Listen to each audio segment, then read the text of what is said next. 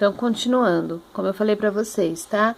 Na qualquer possibilidade de que o paciente que estava contaminado, né, correu o risco de ter contaminado seus familiares, além dele ter que fazer o tratamento, aquelas pessoas do seu convívio, os familiares, também irão fazer o uso da medicação, para não correr o risco, né, delas estarem realmente contaminadas ou até mesmo de serem propagadoras, né, dessa doença aí para outras pessoas. Então, o tratamento acaba sendo em conjunto. Então, o SUS, ele fornece essa medicação. Quando um paciente é diagnosticado por tuberculose, o médico ele tem a obrigação de informar o SUS, que irá informar o Ministério da Saúde, justamente para que se tenha um controle, porque se começar a ter surtos de tuberculose novamente, como teve há 40 anos atrás, isso vai ser um caso de calamidade pública, né? Então, o fato do SUS entregar essa medicação para o paciente é uma maneira de controlar e saber se está aparecendo novos casos ou não de tuberculose, tá? Então, é feito como se fosse um coquetel de antibióticos. Então, na primeira fase, que nós chamamos de fase de ataque, acontece durante 2 meses. Então, a partir do paciente é dado o diagnóstico de tuberculose, né? Os primeiros 2 meses de tratamento, ele é feito com rifampicina, isoniazida, pirazinamida e etambutol. Esses são os 4 antibióticos que são utilizados, tá? Qual que é o intuito? Você já começar o tratamento e evitar a transmissão. Com esses 4 antibióticos, você acaba tendo medidas profiláticas muito grandes, né? Então, esse paciente deixa de ser um foco de transmissão, tá?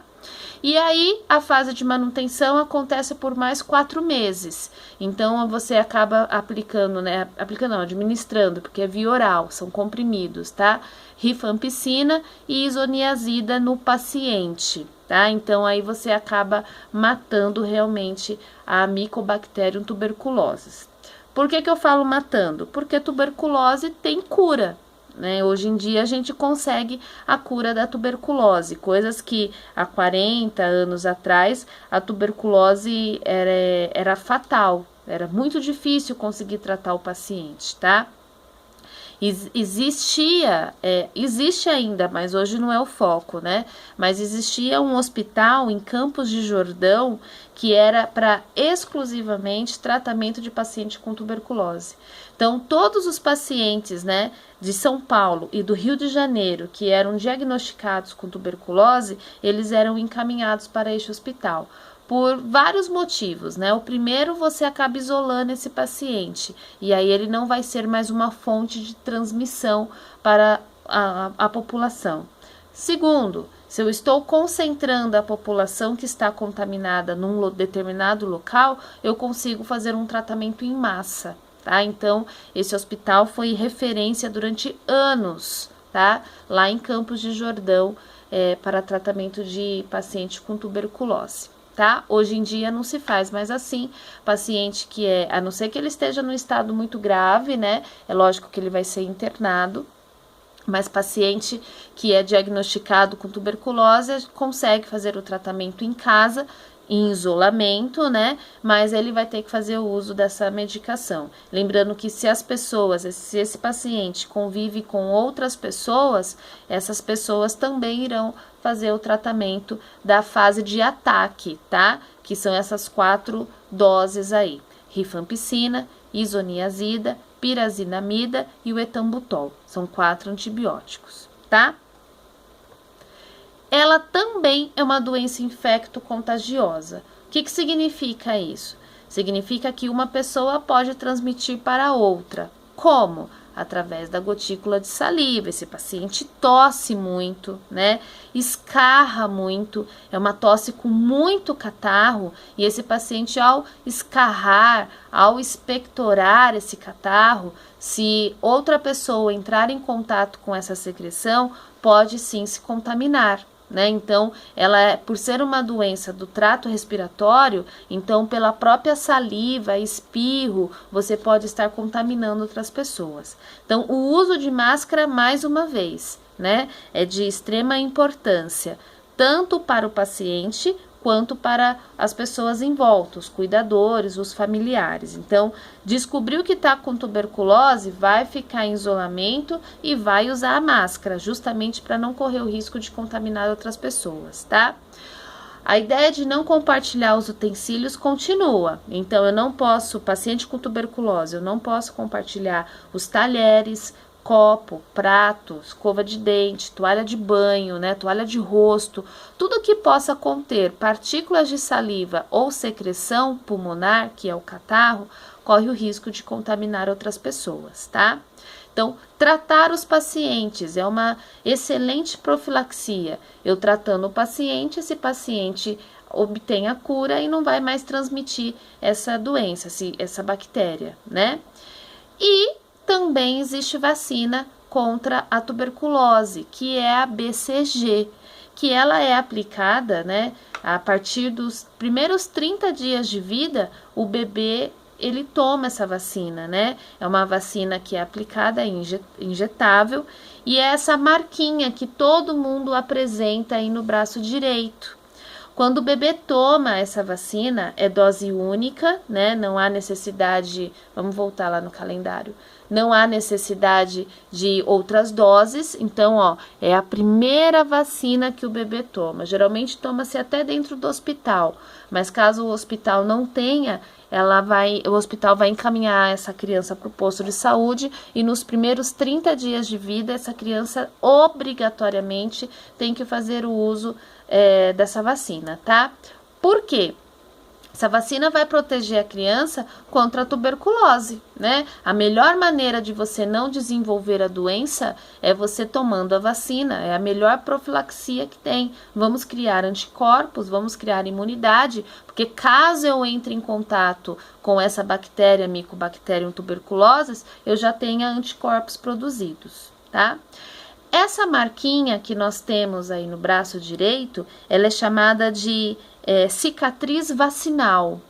E nem todo mundo apresenta essa cicatriz, tá? Então, olha só, eu pus aqui um esqueminha para vocês. A partir do 4º dia que toma essa vacina, ela apresenta uma pequena vermelhidão no local, né? No 7º dia, ela já começa a apresentar uma pústula, parece uma queimadura, é uma feridinha, tá? Aí no 11º dia, mais ou menos, ela já forma uma casquinha e no 15º ao 20º dia, ela apresenta uma crostinha mesmo, né? Uma cicatriz, tá? Isso daqui cai, essa casquinha acaba no banho mesmo saindo e aí fica essa marquinha que nós temos até hoje, que chama cicatriz vacinal. Até um tempo atrás, acreditava-se que quem não tinha essa marca é porque a vacina não foi eficaz e tinha que se revacinar, tá? Então, para se ter a certeza de que você tomou a vacina contra a tuberculose, né, a BCG, e essa vacina foi eficaz, seu organismo produziu anticorpos, tinha que ter formado essa marquinha, essa cicatriz, tá? Muitas pessoas tiveram que tomar várias vezes essa vacina, mesmo depois de grande, mesmo sendo crianças maiores, né? Tiveram que tomar essa vacina porque tinha-se como protocolo. Se não formou a cicatriz vacinal, é porque o seu sistema imunológico não reagiu e você não está protegido, você não tem anticorpos contra contra a tuberculose, tá? Mas isso já não é mais verdade. Foi comprovado que nem todo mundo, né, é uma pequena quantidade da população, mas existe, nem todo mundo apresenta a cicatriz vacinal. Então, para você ter certeza de que você tomou essa vacina, né, e não formou essa cicatriz, mas você está protegido, tem que fazer um exame imunológico. Vamos pesquisar a presença do anticorpo, né? Se eu tomei a vacina, o meu organismo criou o anticorpo e eu estou protegido contra a tuberculose. Não necessariamente tem que formar essa cicatriz vacinal, tá? Tem crianças hoje em dia que tomam essa vacina, não forma essa pústula e a criança está protegida. O médico, ao ver que não formou essa cicatriz, ele vai solicitar para a mãe um exame imunológico para saber se ele tem anticorpos ou não contra a tuberculose, tá?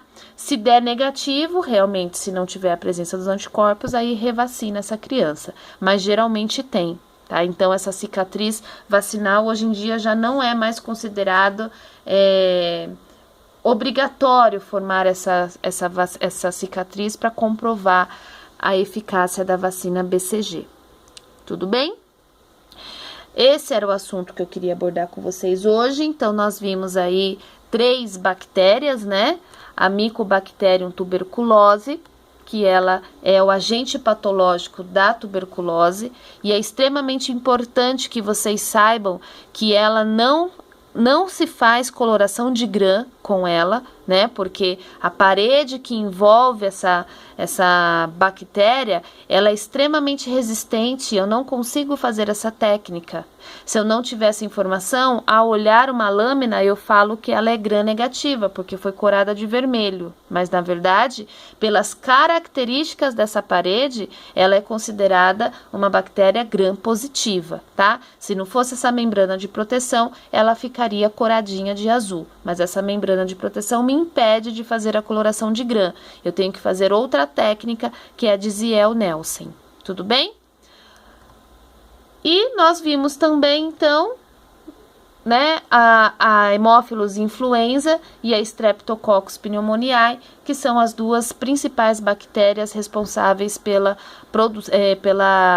desenvolvimento da pneumonia, tá? Lembrando que a Streptococcus pneumoniae, ela é um Streptococcus aeróbico Gram positivo, com essa eu consigo fazer a técnica de Gram, e a Haemophilus influenza também é um coco, mas é Gram negativo, do tipo anaeróbico facultativo.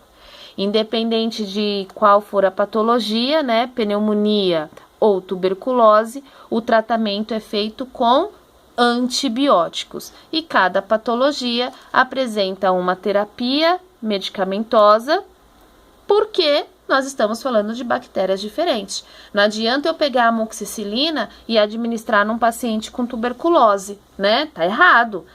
O Mycobacterium tuberculose, ele é resistente à amoxicilina. A amoxicilina não faz nada com ele.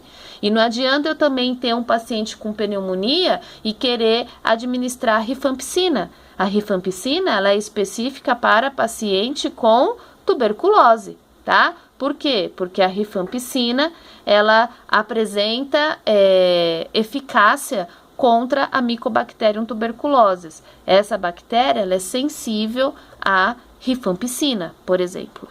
Tudo bem?